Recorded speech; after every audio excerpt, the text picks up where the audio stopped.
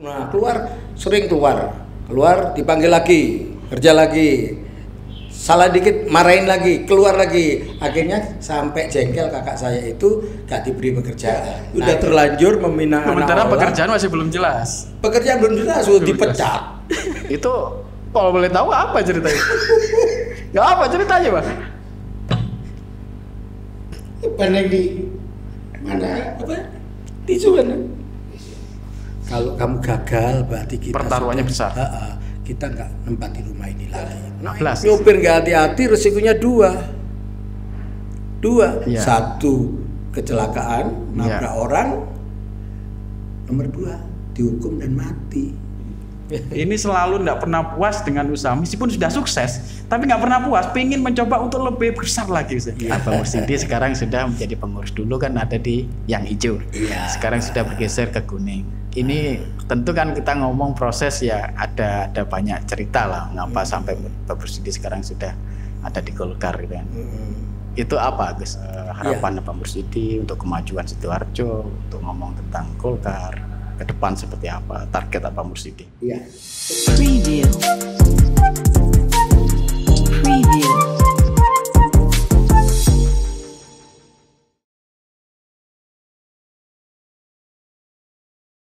Masih bersama podcast Golkar Sidoarjo TV, Golkar Sidoarjo Level Up. Kali ini kita menghadirkan sosok yang familiar, ciri khas, sangat gampang ditengari. Ini profil pengusaha sukses di Sidoarjo, banyak proyeknya. Kita sambut Abah Mursidi. Apa kabar, Pak? Baik, assalamualaikum. Waalaikumsalam. Sehat, Pak? Alhamdulillah. Cirinya gampang kalau mau ketemu Abah Mursidi nih. Sekali lihat pasti ingat lah orangnya. Tahu aja ya. Tapi itu gampang, Mbak. Untuk pengenalan profil itu kan harus ada ciri sendiri ya biasanya. Sebagai pengusaha sukses, tentu titik suksesnya kan nggak ujuk-ujuk ya, ada proses panjang mulai seperti itu.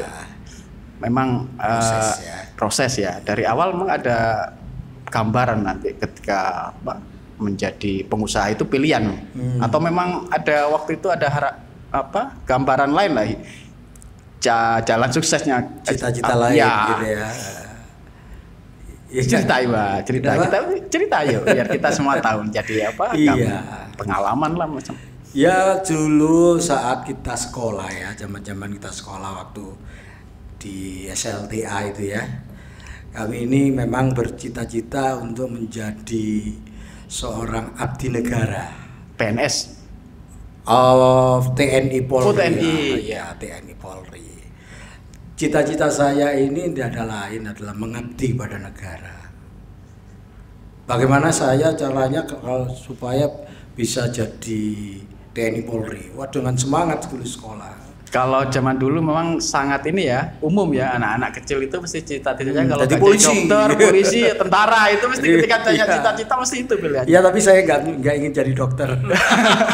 Karena mengukur kemampuan SDM juga, biaya juga. Tapi memang tertarik untuk kemiliteran itu tertarik. Ada keluarga memang militer? Kenapa? Keluarga militer dari keluarga sebagian besar militer. Dorongan dari keluarga ada nggak untuk meneruskan jejak berkarir di militer itu? Waktu itu sempat dididik untuk melanjutkan karir militer keluarga nggak? Ya, dorongan sih ada, ya, tapi kesempatannya yang belum ada. Kesempatan untuk menjadi militer itu belum ada, belum rezekinya. Belum rezeki. Tapi sempat mencoba ya waktu itu. Mencoba bahkan sampai pantukir gitu ya. Apa itu pantukir? Ya, penentuan terakhir. Oh, penentuan terakhir. Penentuan terakhir, aku gagal di situ. Ya, seperti orang linglung, stres karena cita-cita ingin menjadi TNI. Harapan waktu itu digagalkan oleh situasi ya. Karena situasi. Ya, saya anggap itu bukan dari rezeki kita. Mungkin Allah punya rahasia yang lebih hebat lagi pada diri saya. Itu yang membuat Abah Mursidi tetap semangat ya itu. Dari proses gagal itu akhirnya melanjutkan. Lah ini kalau saya suruh cerita melanjutkan ini, ceritanya kayak sinetron. Nggak sinetron api-api loh, Pak. Iya, kayak sinetron. Jadi ya penuh perjuangan lah. Karena bapak saya, ibu saya, keluarga saya itu semuanya mendidik saya dengan bekerja keras. Ala militer ya, gaya-gaya disiplinnya militer. Gayanya ini gaya orang kekurangan, bukan orang disiplin seperti ala militer, karena gaya kekurangan. Jadi karena kami terpaksa. Jadi kami ini dibesarkan dari lingkungan keluarga yang serba pas-pasan. Iya, serba pas, bukan pas dibuat beli mobil, pas ada bukan uangnya, pas pingin ini ada. Iya, bukan itu. Pas-pasan betul. Pas-pasan betul. Jadi ya saya berbicara ini tahun 80-an lah ya. Tahun 80-an kami merasakan itu, bagaimana cara orang tua mencari uang untuk mensekolahkan saya itu sangat-sangat terasa, dan saya dipaksa keadaan untuk selalu membantu orang tua di dalam melakukan kegiatan-kegiatannya orang tua. Waktu itu enggak ada berpikir untuk melanjutkan kuliah ya? Nggak ada. Langsung berpikir gagal di militer, mencoba langsung bagaimana membantu cara orang tua bekerja, menjadi TNI waktu itu. Gagal, terus akhirnya ada motivasi ya, mungkin bukan fakta. Di samping itu orang tua saya keberatan kalau saya nanti jadi TNI. Oh, sebenarnya tidak dikehendaki. Iya, nggak didoain lah kata-kata gitu. Okay. Jangan jadi itu, nanti jauh dari orang tua. Jauh. Orang Jawa kan biasa mesti gitu. Orang tua itu kan sayang sama anaknya. Gitu. Waktu itu kalau boleh tahu bekerja atau berusaha atau ikut orang lain? Saya terbiasa itu kerja mandiri.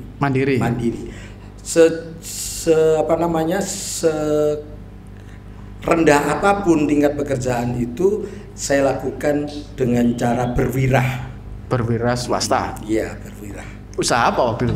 Waktu itu saya pernah menjadi pedagang jual baju 1003. Nah, waktu itu terkenal ya, 1003. Tapi nggak tahan lama karena musiman itu ya, kalau panenan ya. Saya diberi dagangan sama orang tua saya untuk mengelilingkan itu. Ini jual 10.003. Ya jual kendit, jual celana, jual BH, pokoknya isinya barang 10.003. Ke pelosok-pelosok. Keliling ya. Keliling. Pedagang keliling ya. Jadi itu sudah sampai sekolah ini kalau nggak salah ini insya Allah sampai dengan kelas 2 SLTA itu saya lakukan itu. Terus sekolah sambil sudah jualan? Sekolah sambil bantu orang tua untuk menjajakan pakaian jualan 1003 itu datang. Jual rambutan pernah juga. Apapun lah kalau waktu itu dianggap menguntungkan. Kegiatannya orang tua itu saya domprak. Saya selalu membantu. Iya. Setelah lulus STM itu kan saya sekolah di STM. Kalau gambar pinter saya. Ada istilahnya, ada keahlian, ada skill menggambar. Maka saya itu mencoba ikut belajar bekerja di perusahaan. Perusahaannya itu kebetulan perusahaannya saudara saya sendiri, kakak. Jadi di situ saya belajar menjadi pelaksana. Pelaksana bagian apa itu kegiatan? Pelaksana bagian lapangan. Melaksanakan pekerjaan itu. Semacam pekerjaan proyek itu. Bagian gambarnya. Bagian gambar. Bisa. Ya, saya bisa mengurai gambar, bisa mengaplikasikan gambar itu ke lapangan. Jadi saat itu STM itu paling hebat itu sudah. Anak sekolah itu sudah bisa gambar keahlian ya. Hebat. Mungkin anak sekarang lebih hebat karena ada AutoCAD. Dibantu kalau dengan saya teknologi. Pakai Rapido manual. Tapi kalau soal gores menggores anak sekarang dengan anak dulu, saya yakin masih jago anak dulu. Itu karena memang skill ya. Skillnya karena setiap skill. gambar itu kami diajarin cara untuk menggaris, cara presisi untuk siku ya. Supaya presisi itu. Itu waktu itu setelah SMA membantu kakak di bidang konstruksi lah semacam itu ya. Sampai berapa lama? Sampai karena ikut keluarga ya, tersinggung sedikit dimarahin nggak mau. Keluar sering keluar dipanggil lagi, kerja lagi, salah dikit marahin lagi, keluar lagi, akhirnya sampai jengkel kakak saya itu gak diberi pekerjaan. Nah inilah mulai start titik poinnya dari situ. Gak diberi pekerjaan, saya sudah terlanjur meminang anak orang. Berkeluarga dulu ya. Iya, udah terlanjur meminang anak orang. Sementara pekerjaan masih belum jelas. Pekerjaan belum jelas, sudah dipecat. Jadi pelaksana dipecat. Karena nakal mungkin ya. Karena maklum aja masa-masa masih muda itu ya. Pekerjaan itu nggak begitu kita pentingkan waktu itu. Tak pikir ikut emas saja ini santai. Ternyata nggak bisa seperti itu. Di dalam kami sudah meminang anak orang, terus kita nggak punya pekerjaan. Mau nggak mau hidup ini harus terus berjalan dan harus tanggung jawab. Tanggung jawab meminang orang. Lah inilah diawali dari inilah proses dimulainya. Orang tua itu saya rasakan sangat-sangat dahsyat. Itu ajaran yang dipegang oleh Abah Mursidi sampai menjadi sukses itu terlepas, memang tidak terlepas dari doa orang tua, restu orang tua yang bikin Abah Mursidi seperti sekarang. Itu titik poinnya. Titik poin. Akhirnya memutuskan membuka usaha sendiri. Bikin usaha sendiri. Usaha apa ya? Pengen tahu usaha apa? Coba. Apa itu? Sebetulnya kalau usaha itu kami sampaikan di sini, mau gak mau saya itu agak terenyuh gitu loh. Cerita sukses orang mesti macam-macam. Iya. Tapi saya pikir itu penting lah untuk memberikan gambaran bahwa apapun usaha kalau mau dimulai dengan serius pasti juga ada hasilnya gitu. Itu kalau boleh tahu apa ceritanya? Ya apa ceritanya, Bang? Pandang di mana apa? Tisu mana?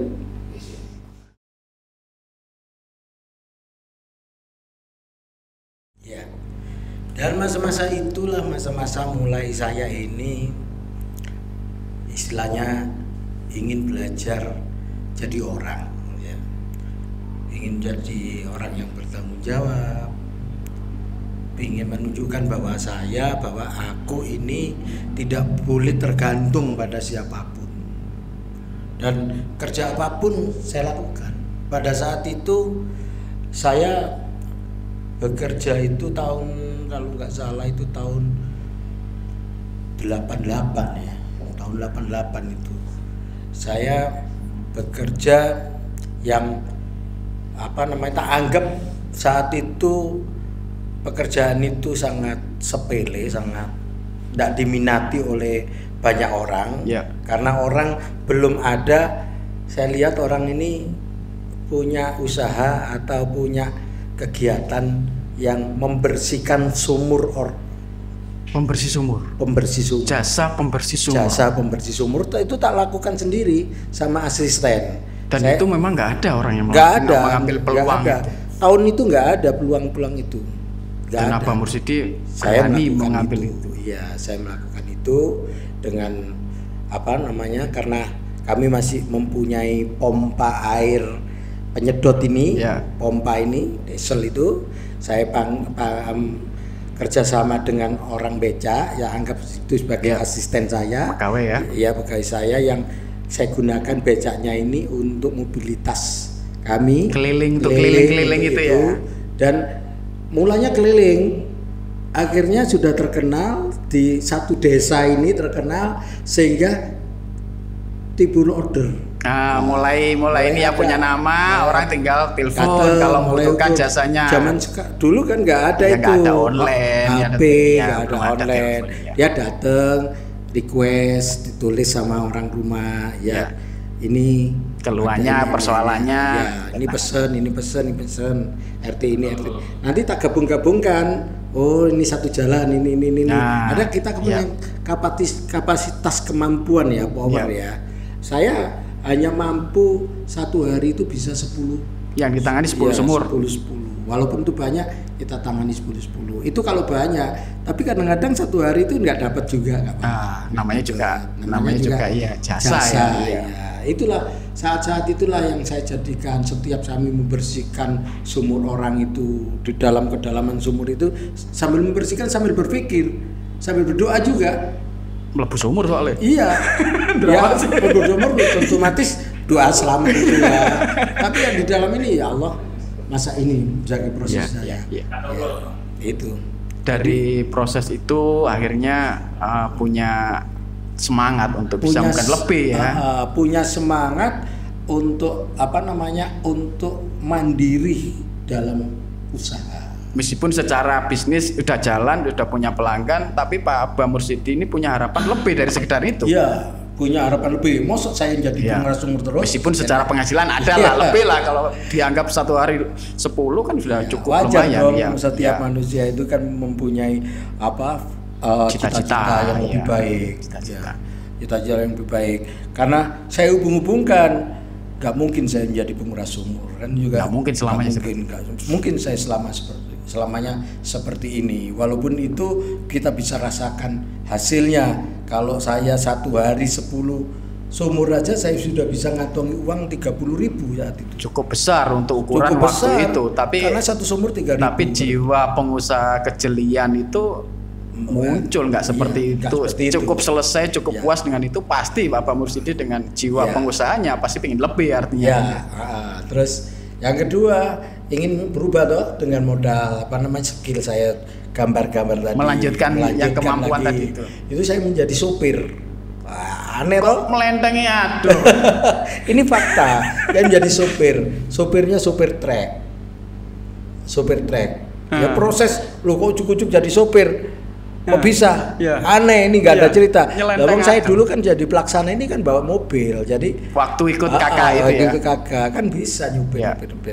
Begitu jadi penguras sumur ini sudah agak bosen dan juga ini bukan istilahnya bukan skill saya menjadi penguras sumur, tetapi saya mencoba untuk merubah nasib menjadi supir.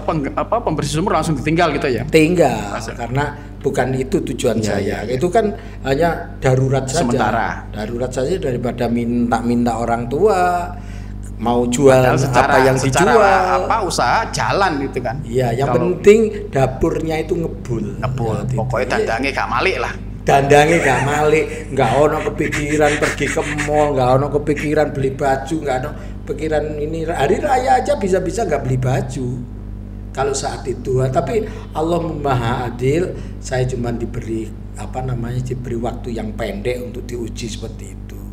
Tahun kurang lebih bukan setahun itu, beberapa bulan aja jadi penguras sumur itu. Tapi terus berubah jadi supir truk itu.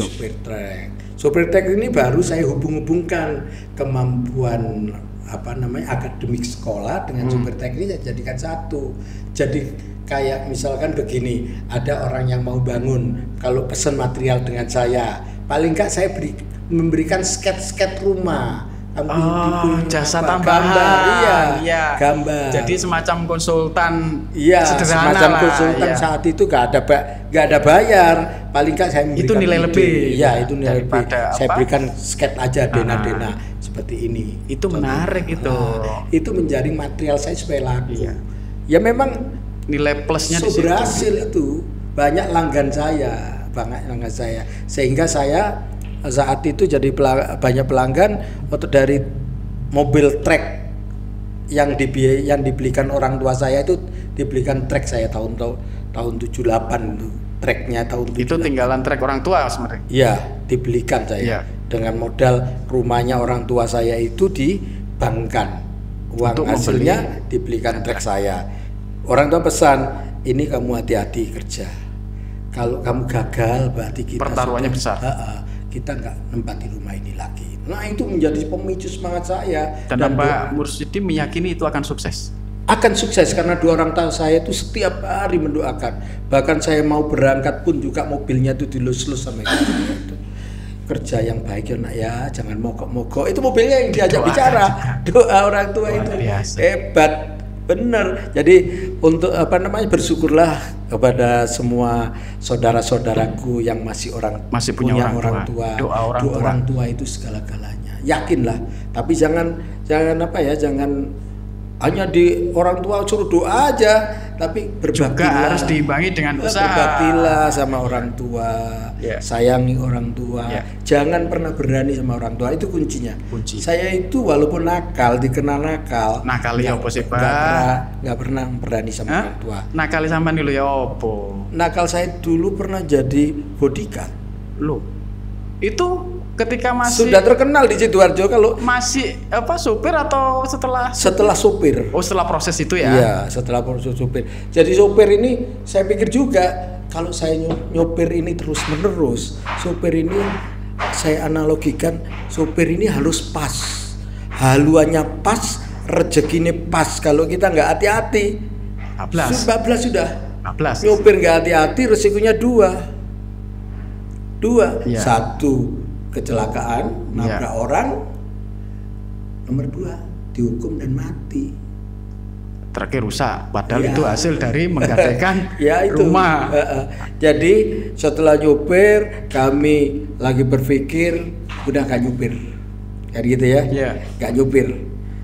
Karena keberhasilan nyupir ini ada memang. Berkat doa orang tua itu dari trek 1 menjadi 3 trek. Nah, menjadi 3 trek ini kami sudah bergaya-gaya semi jeragan. Macam mulai nyaman ya. Mulai jeragan, mulai macam-macam mulai jeragan. Jeragan. Jadi tidak berkecimpung di material lagi, berkecimpung menjadi setengah jeragan. Memperkerjakan pegawai. Ngatur aja ya. Lah dari saat ngatur inilah kita kenal dunia luar yang lebih luas. Badan saya dulu itu bagus, potongan bagus, potongan tentara karena kepingin jadi tentara ya. Terus mental pun juga mental yang cukup disiplin. Jadi sehingga kami ada seorang pengusaha yang biasanya pakai jasa saya supir itu baik dengan saya. Dia pingin ngajak saya, supirin. Nah, sampai dikenalkan sama pengusaha ini, setiap kenal relasinya saya bodyguardnya.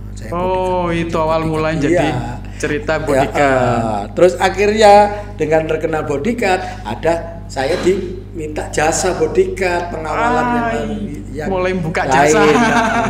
Mulai dari awal, dari kenalan, dikenalkan sebagai bodyguard, akhirnya buka peluang usaha yang lain. Di Sidoarjo sering digunakan kami dulu. Inilah menariknya Abah Mursidi ini. Ini selalu tidak pernah puas dengan usaha, meskipun sudah sukses, tapi nggak pernah puas, pengen mencoba untuk lebih besar lagi. Udah usaha pembersih sumurnya udah sukses, ditinggal, ganti supir sukses jadi 3 truk, ditinggal. Luar biasa. Ini nggak semua orang punya kemampuan seperti itu, Pak. Ya mungkin kejelian, melihat peluang, keberanian mengambil resiko, itu kan nilai ciri-ciri pengusaha sukses itu. Ya semuanya itu yang penting niatnya.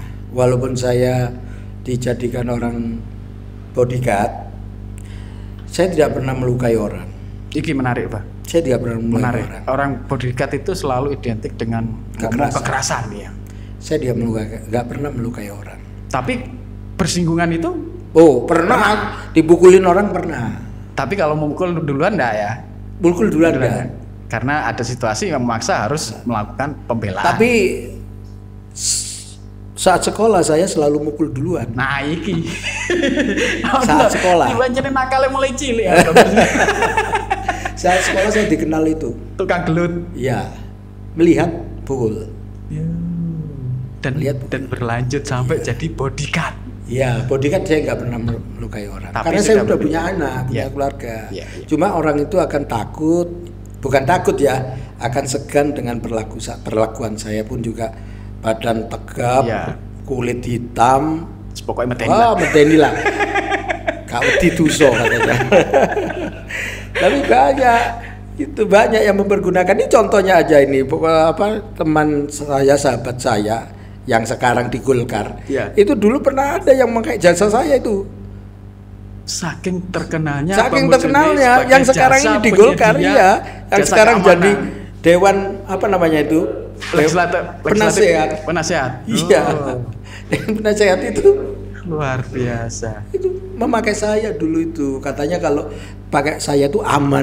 Dijamin aman. Nilai jualnya sudah tinggi sebagai penyedia jasa bodyguard yang itu, aman. Ya pakai itu Pak Abah Khairul Qadirin itu. Bah, ini sekarang selain dikenal sebagai pengusaha sukses, Abah Mursidi juga mungkin masih nyambung ini sebagai ketua PP Pemuda Pancasila. Ya.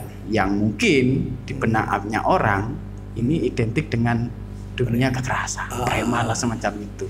Ya. Itu memang Abah Mursidi masuk ke PP itu sebagai bagian untuk menjadi pelindung, atau memang karena memang Abah Mursidi juga punya minat yang kuat terhadap organisasi. Iya, jadi begini, kenapa saya jadi ketua PP ya? Ujuk-ujuk saya mau menjadi ketua PP. Ya. Pada saat itu tahun 2007 ya, 2007 itu terjadi kekosongan di sini. Kepengurusan Pemuda Pancasila. Lah, Pak Lanyala Mataliti itu melirik saya untuk dengan terkenalnya Abah sebagai mungkin sudah punya nama itu. Ya. Melirik saya untuk diberi amanah untuk menjadi ketua Majelis Pimpinan Cabang Pemuda Pancasila Sidoarjo. Ya, saya tentu karena saya dulu adalah orang partai hijau, ya otomatis dekat dengan para ulama, yai, dan mau nggak mau saya sampaikan tawaran ini kepada beliau-beliau para ulama itu. Mohon restu atau izin diterima atau di ini. Sampai sekarang saya masih terngiang itu. Pak Gus Profik itu mengatakan saya izin sama beliau. Waktu itu saya anggap Dewan Suriah ya. Iya.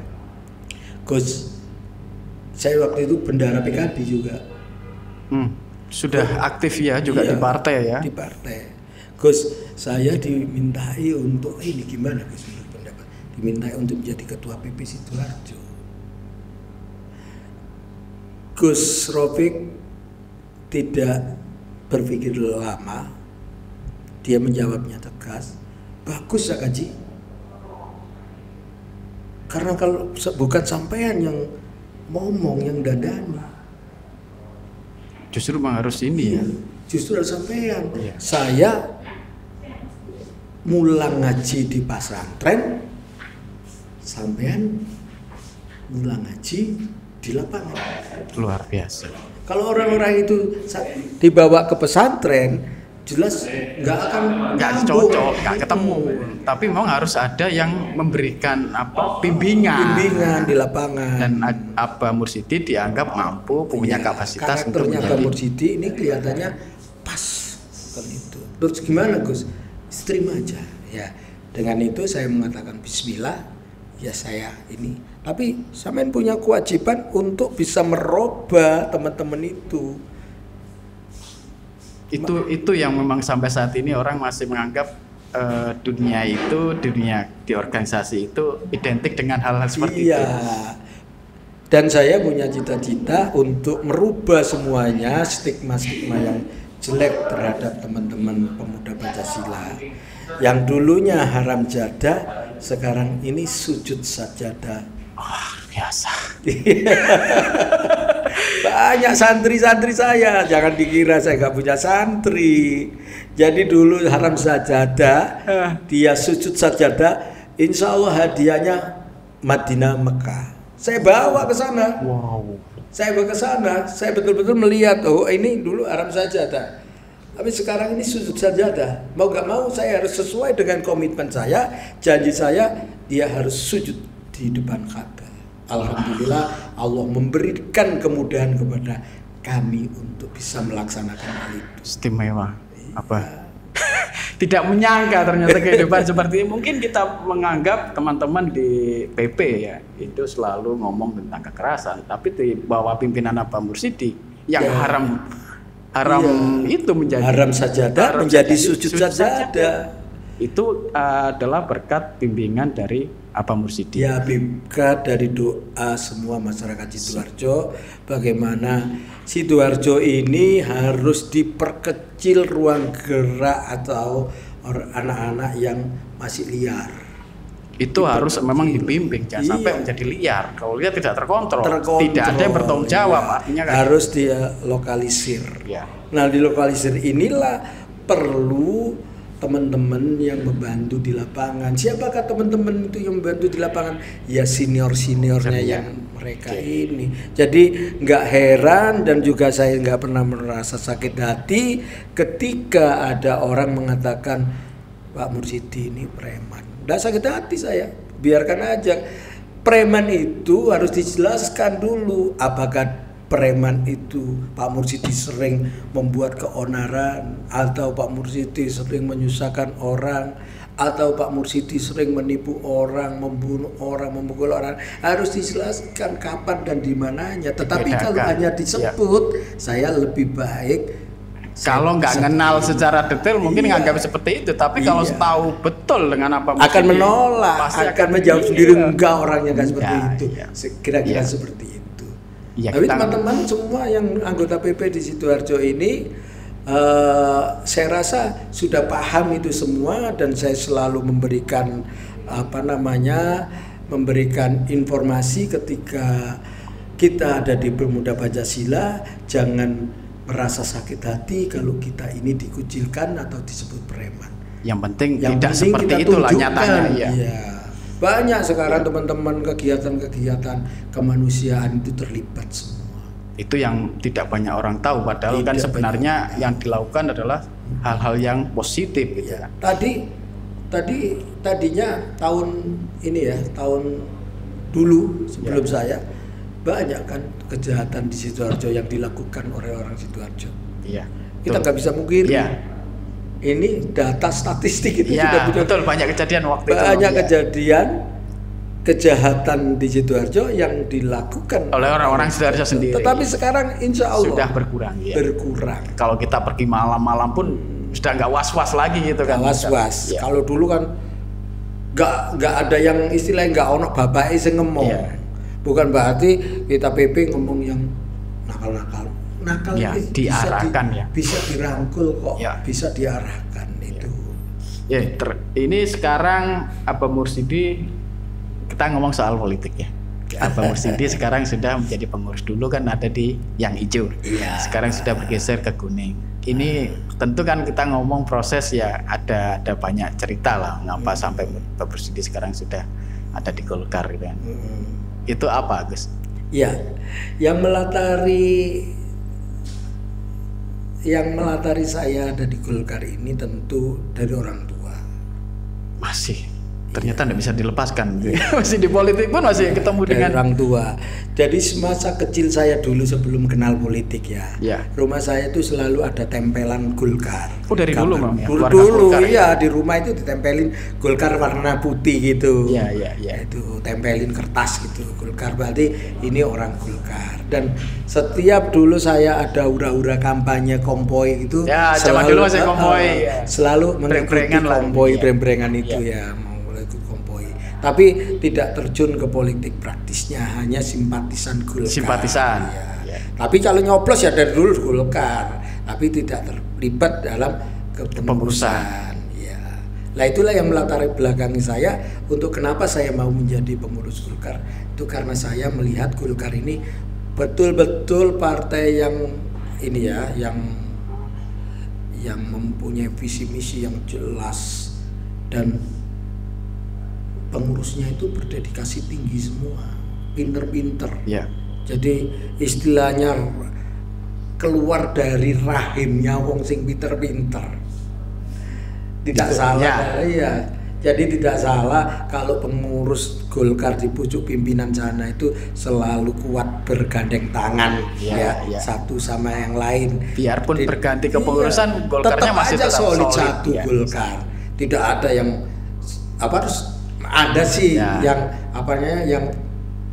kalau naik turun pasti, tapi kalau ngomong ini tetap solid gitu kan. Riting kiri belok kanan wajar aja di dinamika politik itu wajar, tetapi tidak signifikan, tidak ada ruang untuk kita lihat itu perpecahan di situ. Disitulah politik yang dewasa. Disitulah saya tertarik untuk bisa membantu Golkar Sidoarjo untuk level up itu, dengan predikat level up. Terakhir ini saya pikir banyak manfaat inspirasi dari sosok Abah Mursidi, pengusaha sukses yang juga punya banyak sisi positif ternyata yang tidak banyak kita ketahui. Terakhir kita pingin harapan Abah Mursidi untuk kemajuan Sidoarjo, untuk ngomong tentang Golkar ke depan seperti apa, target Abah Mursidi. Ya, sebelum saya ngomong target seperti Golkar ya. Tapi berhubung saya di Golkar ini sebagai wakil ketua bidang kesehatan dan bencana ya, kesehatan dan bencana alam ya, kayak gitu ya. Nah, itu saya inginnya Golkar Sidoarjo ini punya satu satgas. Nanti akan dibentuk gitu kan? Iya. Kebetulan saya kemarin ditunjuk sebagai ketua bencana alam. Ya satgas kan? Penanggulangan bencana alam. Nah, satgas. Nah, itulah nanti yang saya gunakan untuk mempromosikan, mengenalkan pada kaum milenial bahwa Golkar ini adalah partai yang betul-betul mengerti kebutuhan masyarakat, mengerti kesulitan masyarakat, sampai tingkat bencana aja ditangani, dipikirkan. Itu pintu masuk kita untuk mengenalkan Golkar ini ke khalayak umum ya. Iya, Golkar ini level up di Sidoarjo ini. Luar biasa, Bang Mursidi. Terima kasih, hari ini luar biasa, inspirasinya banyak yang kita dapatkan. Sekali lagi terima kasih Abah Mursidi. Sukses Golkar level up. Terima kasih Pak Nana.